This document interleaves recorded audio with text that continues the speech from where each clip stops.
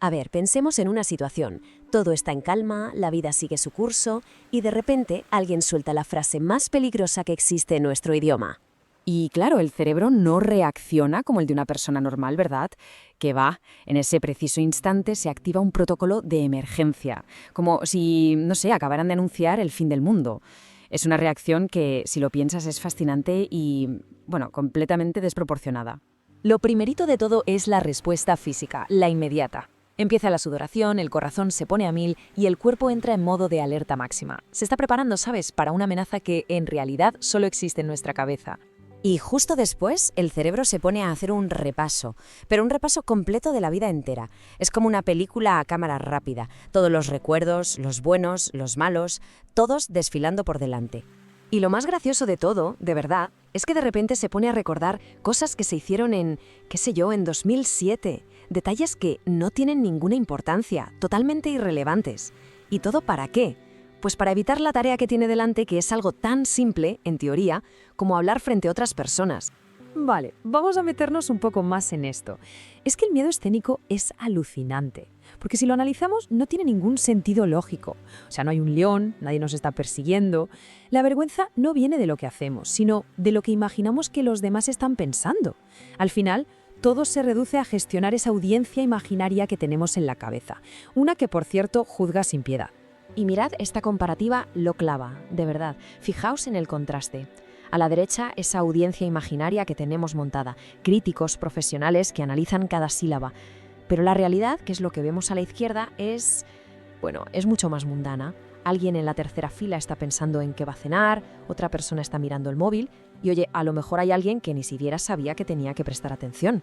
Entonces, ¿qué hacemos con todo esto? Porque el típico consejo de venga, no tengas miedo, es como decirle a alguien no te pongas nervioso. Vamos, que no sirve para absolutamente nada. Así que vamos a ver 6 tips psicológicos que son de verdad realistas. O bueno, más o menos realistas.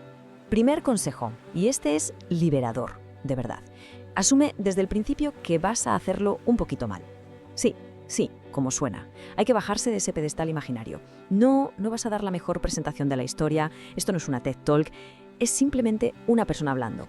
Y solo con aceptar eso, la presión, baja en picado. Es que la clave de todo es esta, ¿no? El problema real no es cometer un error, es quererlo hacer perfecto.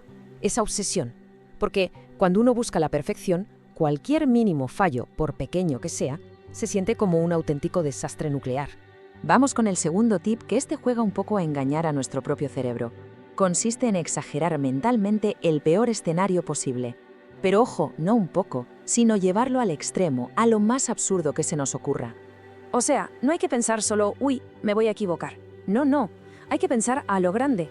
Voy a salir ahí, me voy a tropezar al subir, el micrófono va a explotar, alguien del público va a gritar fraude y voy a tener que cambiarme de identidad y mudarme a otro país.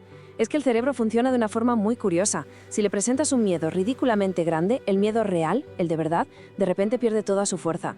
Tercer consejo. Este va de reinterpretar las señales que nos manda nuestro propio cuerpo. La idea es sencilla, usar el nerviosismo como si fuera energía, como un combustible, y no como un problema. A ver, esto puede sonar a la típica frase de motivación barata, pero tiene su miga. Cuando el cuerpo está nervioso, en realidad está activado. Tiene más energía, está más alerta. El problema es cómo lo interpretamos, que solemos pensar, estoy mal.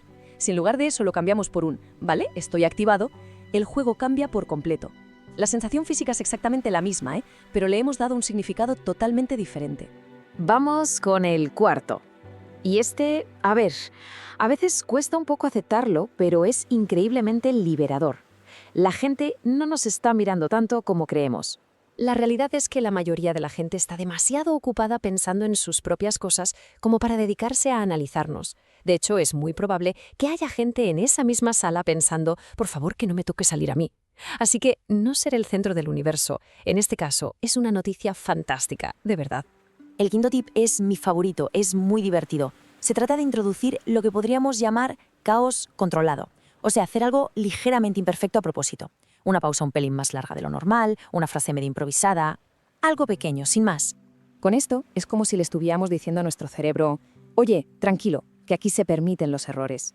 Piénsalo, si todo va demasiado perfecto, el más mínimo fallo rompe todo el ritmo.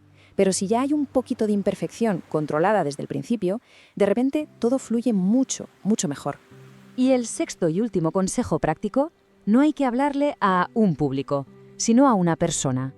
Se elige a alguien al azar y se le cuenta la historia a esa persona. Luego se cambia a otra y luego a otra. Nuestro cerebro no está diseñado para hablar a masas, sino para tener conversaciones uno a uno. Así que simplemente hay que engañarlo un poquito. Y de repente ya no es exponer, es conversar. Y bueno, llegamos ahora al consejo más importante de todos, a la idea final que en el fondo lo une todo. Y es esta: hay que aceptar que la vergüenza no va a desaparecer. Nunca. De hecho, esta frase lo resume a la perfección. La gente que parece muy segura de sí misma no es que no sienta miedo, claro que lo siente. Es que simplemente ha decidido que le da igual sentirlo. Y ese es el verdadero truco. No se trata de eliminar la vergüenza, sino de aprender a convivir con ella. Porque en el preciso momento en que dejas de luchar contra el miedo, este pierde casi todo su poder. Y es justo entonces cuando pasa algo muy curioso.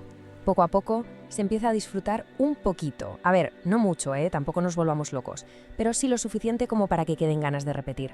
Y así es como, de forma gradual, se pasa de ese pensamiento de «me quiero morir aquí mismo» a un simple «bueno, podría haber sido peor». Y ese pequeño cambio, sinceramente, es ya un logro gigantesco. Así que, para terminar, dejamos esta pregunta en el aire. En un mundo que nos exige ser perfectos constantemente, ¿qué pasaría si empezamos a aceptar que hacerlo suficientemente bien ya es en sí mismo un éxito extraordinario?